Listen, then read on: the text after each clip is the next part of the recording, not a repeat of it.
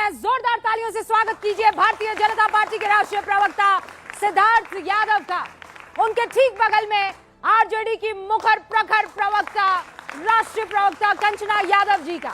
फिर उनके बगल में आपको संगीत रागी जी नजर आ रहे हैं, जो कि राजनीतिक विश्लेषक है, प्रोफेसर है और संघ का पक्ष रखते हैं। उनके बगल में आपको हर्षवर्धन जी नजर आ रहे हैं, जो कि सीनियर जर्नलिस्ट है।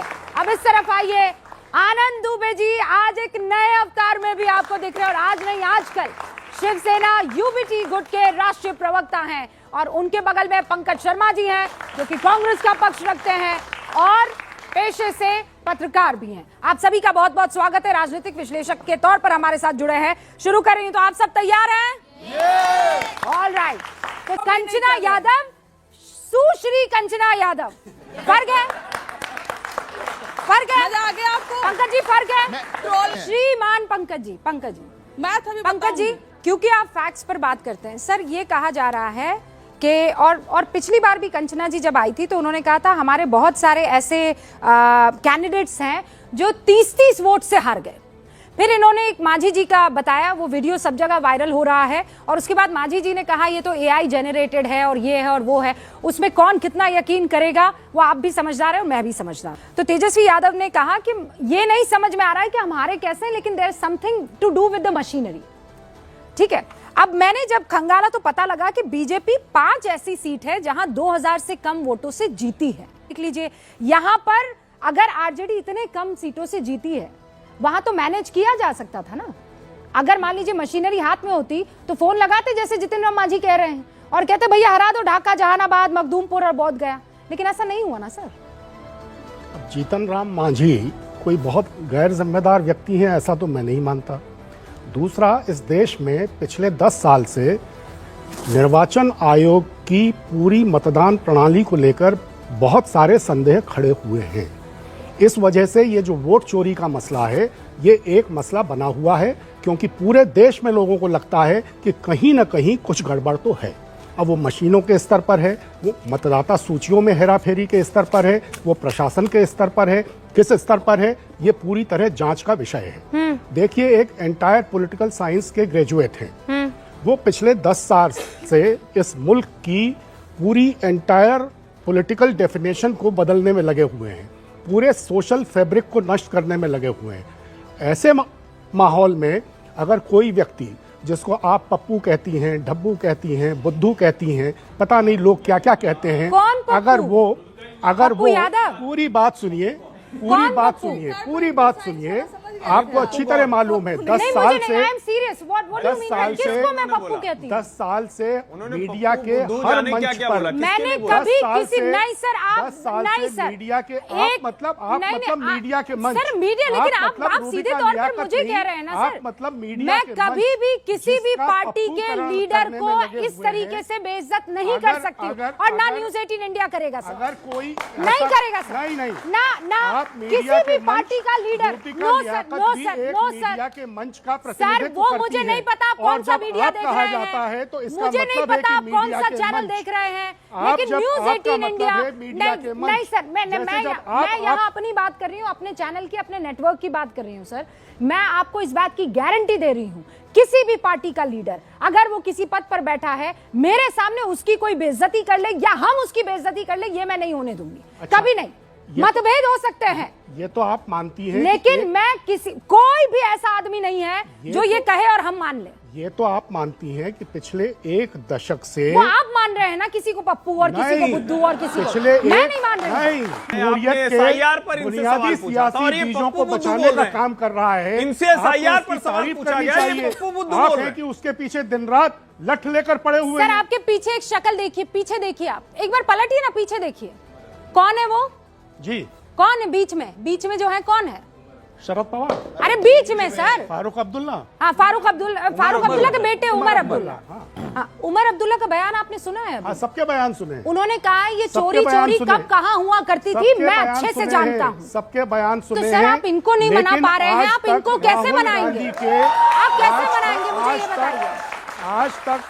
आज तक राहुल गांधी के 3 प्रेजेंटेशंस का न तो निर्वाचन आयोग ने कोई जवाब दिया और न सरकार ने कोई जवाब दिया। ओके सर, सुप्रीम कोर्ट है कि नहीं है, ये बता दीजिए बस। सुप्रीम कोर्ट ने क्या कहा निर्वाचन आयोग और एसआईआर प्रक्रिया क्या के बारे कहा में, वो भी संगीत आपको रागी जी? मालूम है ना? सुप्रीम कोर्ट ने जो कहा है, सुप्रीम कोर्ट के सामने निर्वाचन आयोग क्या मीडिया आखिरी इसको तक छुपाने रखने की को तैयार कोशिश नहीं कर रही हुआ। है? क्या दूसरे तमाम जो राजनीतिक विश्लेषक और सत्ता की बात रखने वाले लोग हैं वो छुपाने की कोशिश कर रहे हैं जो सुप्रीम कोर्ट ने कहा है? जल्दी से, और उसके बाद आनंद जी आपके पास आ रहे हैं, स्पेशल टाइम देना है आप। देखिए, मुझे लगता है कि पंकज जी ने पूरे डिबेट को डिरेल कर दिया और गलत दिशा में उसको ले गए। तो हम यहाँ मुद्दे पर बात करने आए हैं।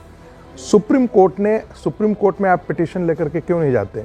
आपका तो पूरा एक वकीलों का गिरोह है, और गिरोह जब मैं बोलता हूँ, वकीलों का गिरोह कह रहे हैं ये? वकीलों का गिरोह? अरे भाई, गिरोह ये न्यायपालिका की अवमानना है। वकीलों का गिरोह ये न्यायपालिका की अवमानना है। मैं अपनी बात वकील जो है ऑफिसर्स ऑफ द कोर्ट हैं, मैं अपनी उनको बात गिरोह करूं? कहना आप ये गुस्सा दिला रहे न्यायपालिका हैं की उनको। अवमानना गिरोह है। कैसे कह रहे इसके हैं? लिए आपको क्षमा मांगनी चाहिए, और एक दूसरे चैनल कैसे पर कह आप रहे हैं अपने इन शब्दों को वापस ले चुके हैं। मैं अपनी बात कह लूं? हाँ, मैं अपनी बात कर लूं? मैं फिर कह रहा हूं गिरोह, और आप अपने शब्दों और को, मैं माफी नहीं मांग आप रहा। अपने इन्हीं शब्दों को दूसरे चैनल पर वापस ले चुके हैं ऑन स्क्रीन। रूबिका जब जी, अदालत की अवमानना का मामला उठा और लोगों ने कहा कि बार एसोसिएशन आपको इसके लिए नहीं, नोटिस एक देगी, मिनट, तो आपने शब्द वापस लिए। एक मिनट, मैं फिर तिबारा बोल रहा हूं, वकीलों का गिरोह, और अदालत हमको घसीट ले। मैं चैलेंज करता हूं फिर। तो उस बगल दिन में तो वकील आप बैठे इतने हुए डरे हैं। हुए थे। अरे मैं कोई डरा उस दिन हुआ क्यों नहीं डरे था, हुए मैं थे अपने कि डिबेट शब्द को आगे वापस ले फिर जाना उसके बाद चाहता इन्होंने था। अपने वाले वकीलों से पूछ लिया होगा ना सर कि मैं अगर गिरोह बोल दूंगा तो क्या मुझे कोर्ट में घसीटा जाएगा? मैं अपनी बात कर लूं, इनको कह मैं दीजिए। हिंदी समझा दूं। वो ऐसे बगल में ये है हिंदी वकील बड़े साहब, पढ़े बता लिखे दीजिए हुए। आप जरा। वैसे ये कोर्ट की लाखों अवमानना है वकीलों को क्या? भारतीय जनता पार्टी के का खिलाफ तो कर विषय दिया। है, मुझे ये समझ नहीं आ रहा उनको मिर्ची लग क्यों रही है। लिए होंगे तो फंस अरे जाएंगे। वकीलों को बात गिरोह उनको कह रहे मिर्ची हैं। लग जा रही है, ये समझ नहीं आ रहा है। आपको क्यों नहीं मिर्ची लग रही है? आप वकील नहीं है अरे क्या? मैं बिल्कुल वकील हूँ, तो पेशे से फिर बिल्कुल गिरोह वकील वाले हूँ। पर आपको क्यों नहीं मिर्ची ये लग रही? जिनके लिए बात कर रहे हैं वो कितनी वकालत करते हैं वो आपसे- देश जानता है। आपसे सलाह जो लिए गिरोहगिरी कर रहे हैं, वकालत कहाँ कर रहे हैं? वो आपसे ओके, सलाह रागी वकीलों जी, का काम तो finish जनता के साथ खड़े होने का, ओके, गिरोहगिरी finish, करने का finish, थोड़ी है। finish. देखिए, आपने कहा क्या ये कानूनन सम्मत नहीं है कि स्पेशल इंटेंसिव रिवीजन होना चाहिए? हाँ, क्या ये देश ये तय नहीं करे कि भाई जो वोट देने का जिसे अधिकार है वही वोटर लिस्ट में उसका नाम होना चाहिए? पश्चिम बंगाल नहीं जीत पा रही, नहीं जीत पा रही है। क्यों? उसका कारण है, नहीं, उसका कारण है, नहीं, यही तो दुर्भाग्य है। मतलब सच बोलूं, मतलब कल अगर मोदी जी कह दें, रूबिका जी, कल मोदी जी कह दें, कल मोदी जी कह दें हाँ। कि सूरज देवता तो पूरब से उगते हैं जी, तो ये लोग कहेंगे कि हम नहीं कहेंगे जी, वो तो पश्चिम से उगते हैं, क्योंकि कांग्रेस ने कहा, ये मोदी ने कह दिया। और एक कदम मैं ऐसे इसे इसे कहते हैं रजाई ओढ़कर घी पीना। नहीं, मेरा भी एक सवाल है। इंडिया गठबंधन में भी रहेंगे, BMC चुनाव में राहुल गांधी जय भी करेंगे, और यहाँ आकर मैं देशभक्ति छोड़ नहीं सकता हूँ, इंडिया गठबंधन में तोड़ नहीं सकता हूँ।